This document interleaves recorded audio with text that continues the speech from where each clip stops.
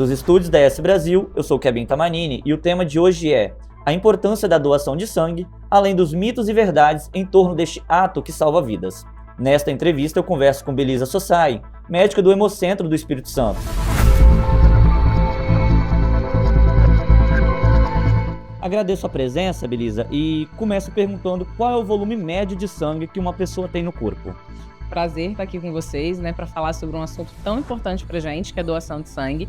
Então, com relação à quantidade de sangue que a gente tem no corpo, que é uma dúvida muito frequente, das pessoas, sobre quanto de sangue que vai tirar de mim, é interessante falar que no organismo do ser humano, a gente tem entre 4,5 litros a 6 litros de sangue circulando, dependendo da estatura e do porte da pessoa. E na doação de sangue, a gente tira uma quantidade relativamente pequena com relação a isso. Então, o processo de doação, é sempre bom frisar que é extremamente seguro. Dados da Secretaria de Estado de Saúde indicam que o Espírito Santo conta atualmente com aproximadamente 115 mil doadores voluntários de sangue, registrados até o final do ano passado. Tivemos algum aumento neste número recentemente?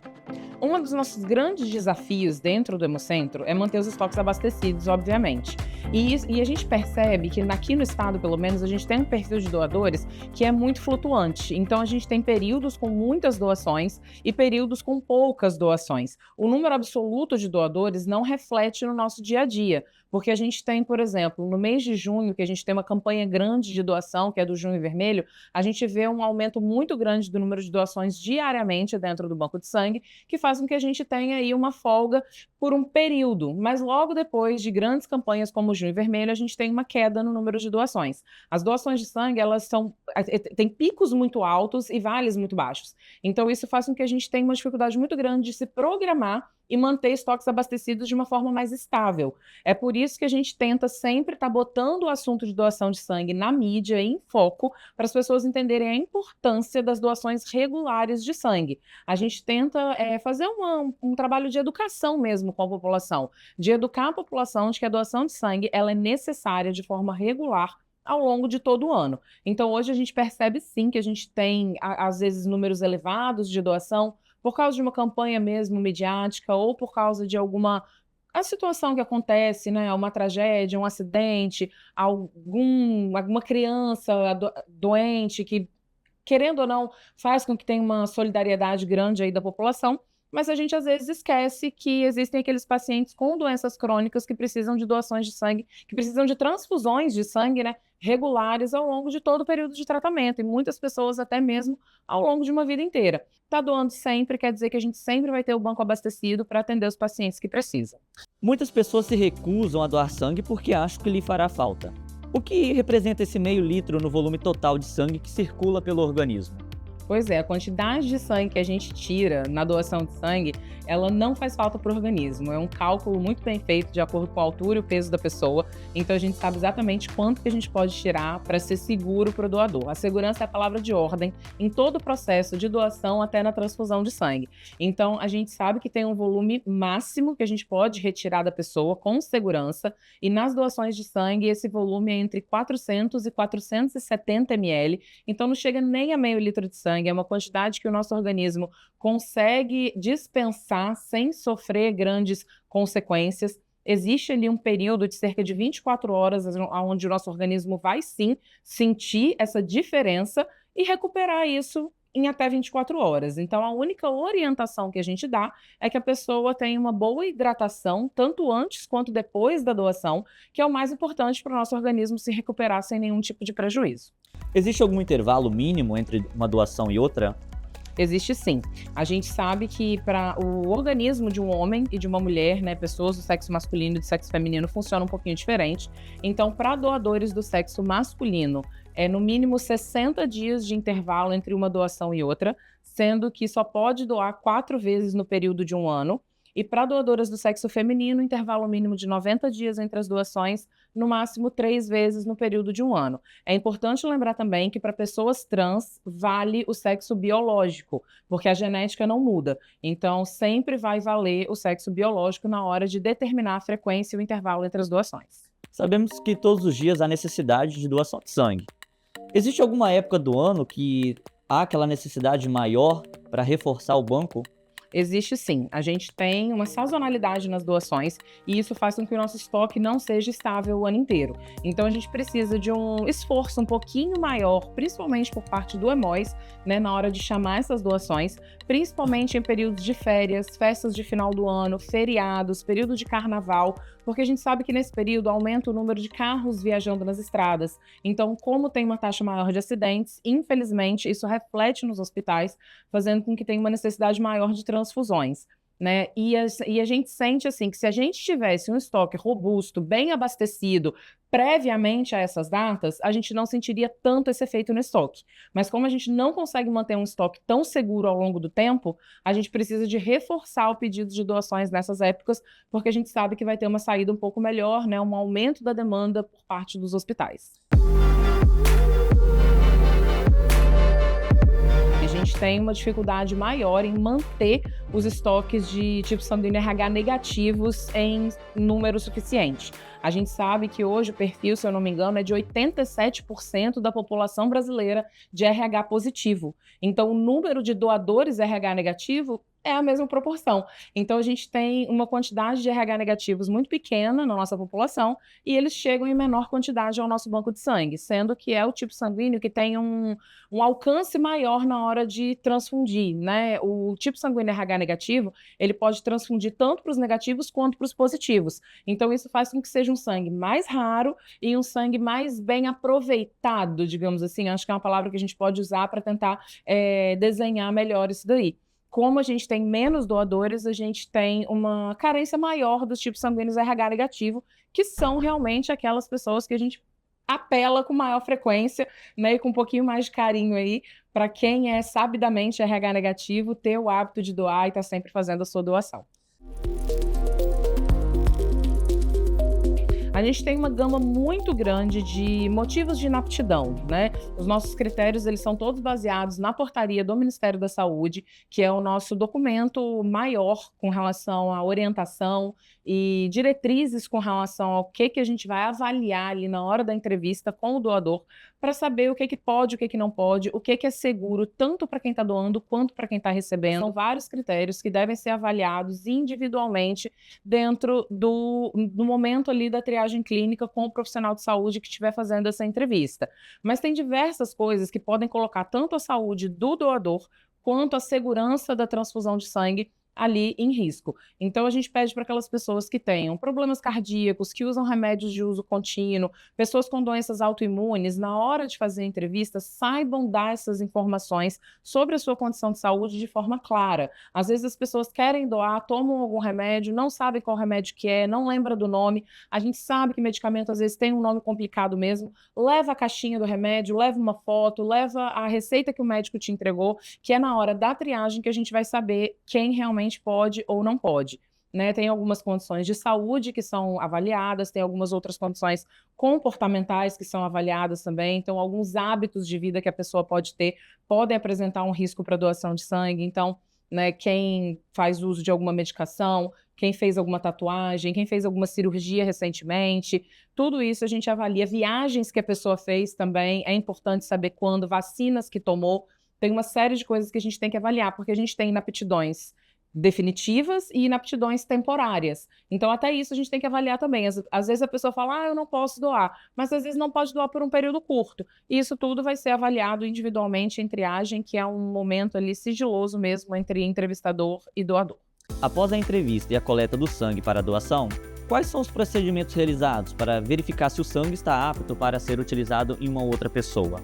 A avaliação da segurança do procedimento e da viabilidade do sangue coletado, ela começa no momento da triagem mesmo, onde são aferidos os sinais vitais. A gente, na hora da entrevista, vê o peso do doador, pressão arterial, frequência cardíaca, temperatura e faz um teste rápido de hemoglobina para ver se não tem nenhum sinal de anemia, que seria, sim, também um impeditivo para doação de sangue. Depois a gente parte para a entrevista, onde são feitas várias perguntas sobre questões de saúde e comportamentais do doador.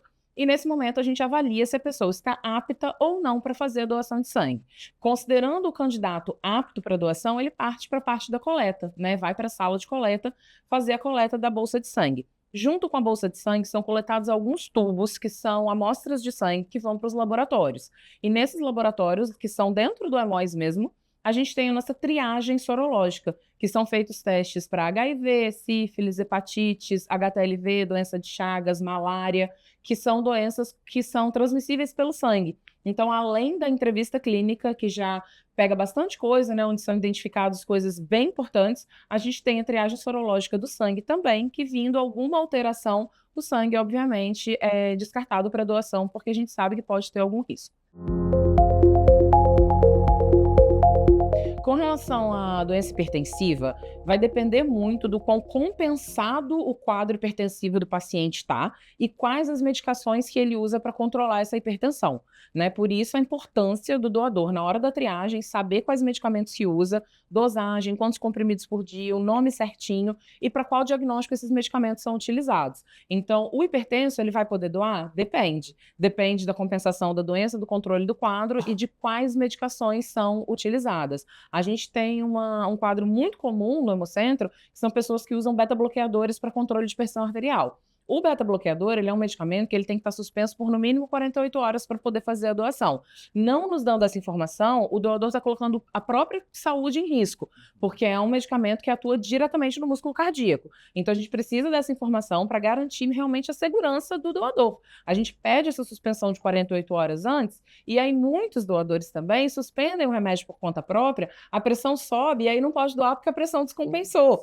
Então, é uma cadeia de acontecimentos que a gente tenta orientar da melhor forma possível para ser seguro em todas as etapas do processo. A gente quer que a pessoa esteja bem, esteja em boas condições de saúde para fazer a doação, e para isso a gente precisa de uma via de mão dupla. Nós, enquanto instituição, orientando, explicando, e o doador fazendo ali, trabalhando junto com a gente para garantir que o procedimento seja bem sucedido e que ninguém seja colocado em risco, ou que a gente interrompa um tratamento que já está num curso aí, às vezes, extremamente bem sucedido. Então, suspensão de medicação para doação de sangue só com autorização e supervisão do médico assistente daquele candidato. É mito ou uma verdade que as pessoas que fizeram tatuagem ou que usam piercing não podem realizar a doação de sangue?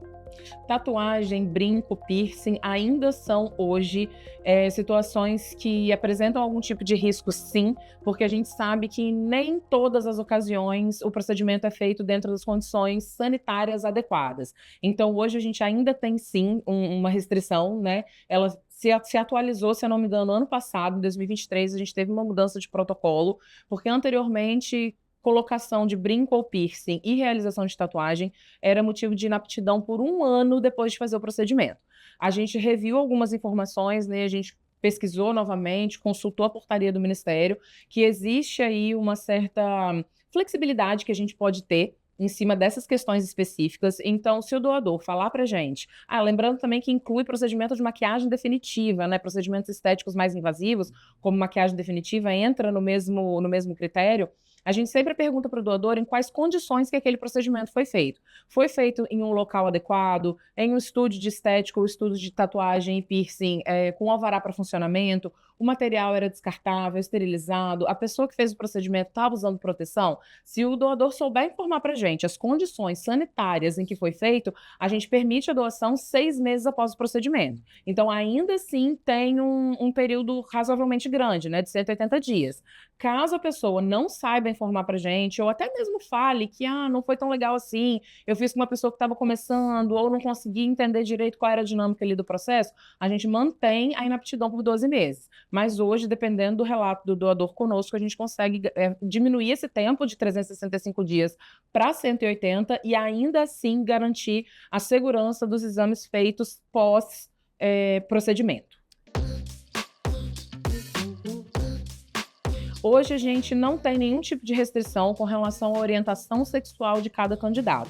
As restrições se mantêm com relação a parceiros sexuais, seja pessoa hétero, homo ou qualquer outro tipo de orientação sexual. Então, para poder fazer a doação de sangue, o doador ele tem que estar dentro de um relacionamento sexual fixo há mais de 4 meses e não pode ter tido nenhuma relação sexual ocasional. Então, com relação à orientação sexual do doador, a gente não tem nenhum tipo de diferenciação na hora de fazer essa avaliação. é realmente com relação ao comportamento sexual. Até porque hoje a gente não fala mais sobre grupos de risco, né? Os grupos de risco, eles não existem mais. A gente fala sobre comportamento de risco. E o comportamento de risco independe da orientação sexual daquele candidato.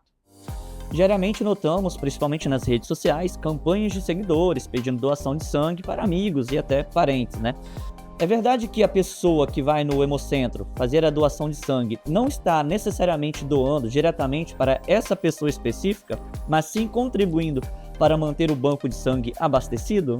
É isso mesmo, é interessante a gente falar sobre a diferença, né, e sobre qual é realmente o significado de uma doação de sangue espontânea e uma doação de sangue de reposição. Hoje o doador de sangue, né, que é sempre voluntário, é importante lembrar disso, que as doações de sangue, elas são sempre voluntárias, mesmo que você esteja doando diretamente para um paciente, né, que é a doação de reposição que a gente chama. Ela é dividida entre doação espontânea, que é aquele doador que chega no Hemocentro para doar sem nenhum paciente específico direcionando naquela doação. Se o doador chega falando, eu vou doar para o meu parente X que está internado no hospital tal, a gente vai direcionar sim essa doação para esse paciente, porém não é a bolsa de sangue doada exatamente ali que vai chegar até esse paciente. A doação de sangue de reposição, ela é feita para repor o estoque que aquele paciente utilizar. O paciente que recebeu a transfusão, ele vai receber a transfusão de uma bolsa que já foi doada, fracionada, testada e distribuída. Essa quantidade de sangue utilizada por aquele paciente vai ser reposta pelas doações de sangue de reposição que foram direcionadas para aquele paciente. Então, não é exatamente uma coisa em linha reta, né? Eu precisei de sangue, alguém doou para mim, essa doação de reposição ela vai simplesmente substituir aquilo que eu precisei. A dinâmica é mais ou menos essa. Sabemos que existe uma dificuldade de fazer as pessoas doarem sangue. Algumas campanhas merecem destaque, como a que o aplicativo de transporte Uber, que levava os doadores gratuitamente até o centro de coleta. Existem outras ações que o Hemós vem realizando para poder aumentar o banco de sangue aqui no estado? A gente sempre está procurando parceiros que incentivem a doação de sangue a acontecer. Então, essa campanha do aplicativo era bem legal, porque muitas pessoas às vezes têm dificuldade, né, de se deslocar até o Hemocentro, às vezes pegar um ônibus não é tão viável, então uma corrida de Uber realmente facilita muito as pessoas a chegarem até nós. A gente tem hoje, na legislação brasileira, algumas restrições que a gente não pode oferecer nenhum tipo de recompensa ou benefício pela doação de sangue, a não ser aquelas que estão previstas em lei, que no caso são os benefícios dados pela carteirinha de doador. Então a gente fica, às vezes, um pouco engessado, um pouco limitado na hora de oferecer muitos benefícios, até porque isso enviesa muito também o real motivo pelos quais as pessoas estão indo fazer a doação de sangue. Mas a gente sempre está procurando parceiros, incentivos, seja de iniciativas privadas, né, pessoas particulares, ou até mesmo uma coisa da própria instituição, mas tudo tomando muito cuidado para saber se a gente realmente não está infringindo nenhum tipo de diretriz que é uma coisa constitucional. A gente não pode fugir muito disso. Então, quem tiver interesse, como a Uber, por exemplo, de ajudar na nossa causa, é sempre muito bem-vindo, né, para a gente tentar ir fazer essas parcerias de incentivo. Porém, a gente tem que ter muito cuidado com relação a essa troca de favores, né, porque isso não pode acontecer e a gente fica muito atento a isso sempre. Mas a gente tem, sim, né, sempre incentivos e campanhas para incentivar a doação de sangue, mas visando principalmente o benefício final da doação de sangue, que é salvar vidas e ajudar aquelas pessoas que precisam. É muito importante a gente falar que o sangue ele é insubstituível. Então, no caso de um paciente que precisa de transfusão de sangue, a única possibilidade de tratamento é realmente a transfusão. E por isso a gente precisa das doações voluntárias de sangue. Beleza, a título de curiosidade, é verdade que uma bolsa de sangue ela pode salvar até 4 vidas? É verdade, isso é uma fala muito comum nossa e não é um apelo. Realmente é uma verdade, porque a bolsa de sangue doada é o que a gente chama de sangue total. E no processo de transfusão, a gente não transfunde uma bolsa de sangue total. Essa bolsinha doada ela é fracionada em diferentes hemocomponentes, porque a gente sabe que o sangue ele é formado por diferentes tipos de células e outros componentes. Então, quando a gente doa uma bolsinha de sangue total, ela é fracionada em concentrado de hemácias, concentrado de plaquetas, plasma. Do plasma a gente tira um outro hemocomponente que é o crioprecipitado e também são gerados a partir daí hemoderivados que são transfundidos para diferentes pacientes com diferentes necessidades de saúde. Então, uma única bolsa de sangue é fracionada em diversos hemocomponentes e hemoderivados que podem chegar em diferentes pacientes, até 4 pessoas diferentes, dependendo da necessidade de cada um. Então, é muito importante lembrar que o nosso ato tão simples de doação de sangue, que é tão rápido, tão seguro, pode chegar em até 4 pessoas diferentes, que não são só 4 pacientes, né? São 4 famílias. A gente está falando de um espectro aí muito maior. Beleza, para finalizar, ao público que tiver interesse, o que fazer e onde ir para doar sangue no Espírito Santo? O Hemóis, que é o Banco de Sangue Estadual aqui do Espírito Santo, ele funciona aqui em Maruípe, na Avenida Marechal Campos, todos os dias da semana, de segunda a segunda, em escala de plantão. Então é de 7 da manhã às 18h20 da noite para cadastro. Funciona direto, é só chegar, não precisa de agendamento. O atendimento é por demanda espontânea, então é só chegar na nossa instituição portando um documento oficial com foto e chegar na recepção falando que você quer doar. A hemorroide estadual, ela conta com outras frentes também. Então, a gente tem uma unidade de coleta na Serra, que fica dentro do Hospital Dório Silva, e temos os hemocentros regionais, que ficam em Linhares, Colatina e São Mateus.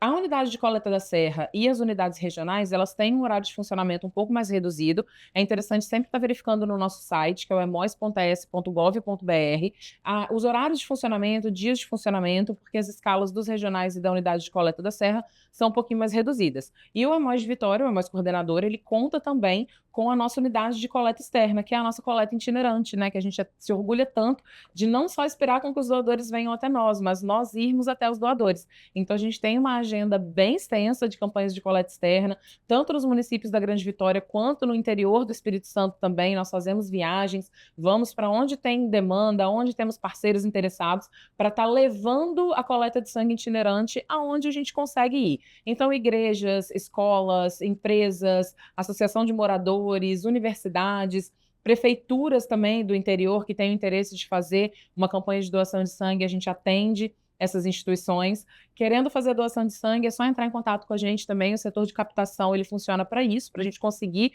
fazer com que a gente tenha mais doações e não só esperando os doadores virem até nós, né? A gente gosta muito de ir até eles também. As campanhas de doação de sangue de coleta externa são muito bem-sucedidas, a gente tem uma adesão muito grande, porque eu falo que às vezes o doador de sangue ele só precisa de uma oportunidade. E se a gente chega até ele, essa oportunidade aparece na hora certa, no lugar certo.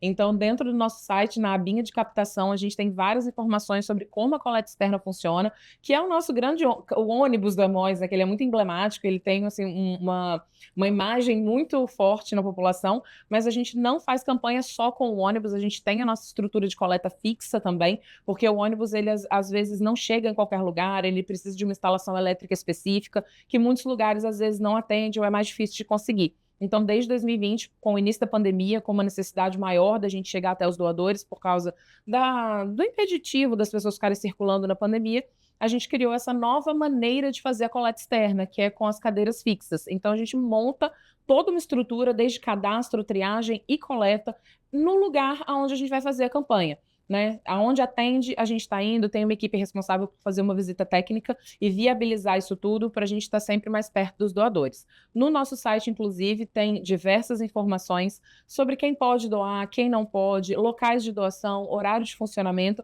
entre outras informações importantes. É legal lembrar também que menores de idade, entre 16 e 17 anos, podem doar sangue mediante autorização do responsável legal, e para isso precisa preencher um formulário que tem no nosso site também, só imprimir, preencher e levar assinado junto com o documento do responsável que a doação vai poder ser feita. Beleza, agradecemos pela sua participação e pelos esclarecimentos a respeito da doação de sangue aqui no Espírito Santo. Muito obrigada pelo convite. Estar falando sobre doação de sangue é sempre um prazer. É muito importante para a gente ter essa visibilidade, essa oportunidade de estar chamando as pessoas para fazer doação de sangue.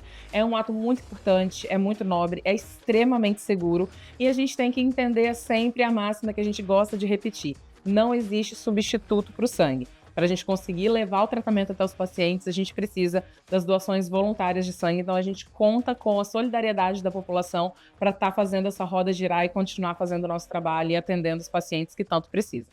E assim encerramos mais uma entrevista aqui na S Brasil. Fique atento às próximas edições e até a próxima.